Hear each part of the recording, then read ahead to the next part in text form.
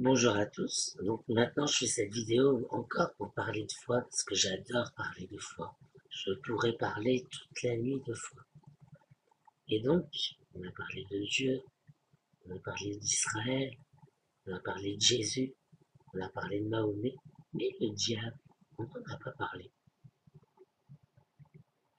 Alors pour moi, le diable ne correspond pas à une personnification avec un corps de chair, des cornes et dangereux. Pour moi, le diable, c'est quelque chose qui est présent en chacun d'entre nous. C'est le côté maléfique. On a tous un côté bon, un côté gentil. Il y a même des lunatiques, des bipolaires. Il y a, il y a tout dans l'esprit humain. Comme nous sommes à l'image de Dieu, le côté malsain, quand il se réveille, la religion est là pour la contenir. C'est-à-dire qu'il faut maîtriser ses instincts, parce qu'ils peuvent être destructeurs pour les autres, comme pour soi-même.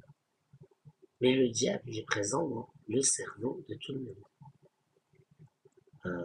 Je sais qu'il y a des sectes qui enseignent des procédés secrets, diaboliques, qui vont jusqu'à détruire le monde en communauté.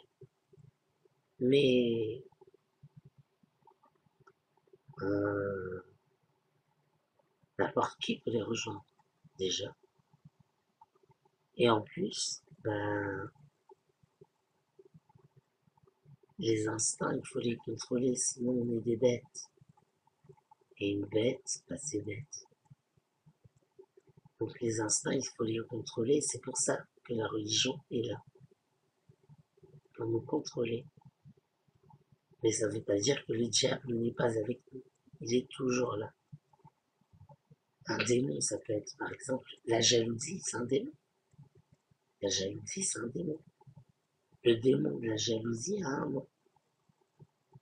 Et on fait appel à lui. Il réveille des zones endormies de notre cerveau. C'est ce qu'on appelle le cerveau reptilien. Donc du coup, peu importe ce en quoi on croit, sachez que personne n'est à l'abri du diable. Alors l'enfer éternel, le royaume des cieux pour l'éternité, ça c'est des croyances qui, quand on fait une recherche poussée, on s'aperçoit que l'enfer, c'est plutôt de ne pas être maître de soi-même. Quand on a réalisé tous ses souhaits, tous ses objectifs, on les a atteints comme on voulait, au bon moment. C'est pas une forme de bonheur, ça c'est pas une forme de paradis. Le paradis, ce serait tel. La vie est si dure que ça. Moi, je pense pas. Je vois des milliards de choses belles. Je pense pas que la vie soit si dure que ça pour qu'elle soit juste un passage et qu'il y a mieux. Moi, je suis très bien ici. Alors, je suis conscient, c'est la crise économique, c'est la guerre. D'accord, mais on peut se contenter de choses simples. Voilà ce que je pense du diable. Avec lui, ce n'est jamais assez. Et on dit aussi que l'enfer est pavé de bonnes intentions. L'enfer, pour moi, c'est ignorer son Dieu, ne connaître qu'une infime partie de sa parole. Ça, pour moi, c'est une forme d'enfer. Parce que sans sagesse, on fait des erreurs. Et elles peuvent coûter cher. Les messages que nous ont laissés les anciens, la parole de Dieu, nous permet d'éviter ces erreurs. Voilà ce que représente pour moi le malheur. Alors, je vous dis ça, c'est pas que je suis en train de prôner l'église de Satan. Non, je vous dis ça tout simplement que le diable est instrumentalisé. On peut facilement diaboliser quelqu'un. Par exemple, si j'atterris sur un sujet pertinent et que ça tombe pas dans l'oreille d'un sourd, il dira que je suis Illuminati pour me diaboliser, me stigmatiser et qu'on n'écoute plus ce que j'enseigne. Voilà comment on diabolise les choses. Alors qu'en fait, c'est un ange, comme les autres. D'après un texte sacré que j'aurais lu, il aurait refusé de se prosterner devant l'homme parce qu'il aimait trop Dieu. C'est un texte sacré que j'ai lu. Mais je voulais en venir à un sujet important. Euh,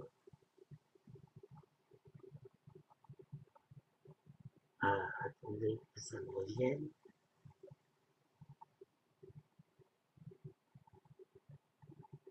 Donc on était sur le diable.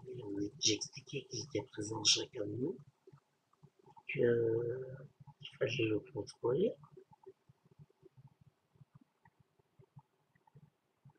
Oui, voilà, les représentations du diable. Il est instrumentalisé. À l'époque où plus personne croyait au diable, l'époque des croisades, tout le monde était chrétien, avant l'Inquisition. Tout le monde était catholique, très catholique, avec la bénédicité et tout. Les représentations du malin n'étaient pas très effrayantes. C'était un petit bonhomme, un nain jaune, un petit bonhomme hargneux, mais qui se faisait toujours rouler.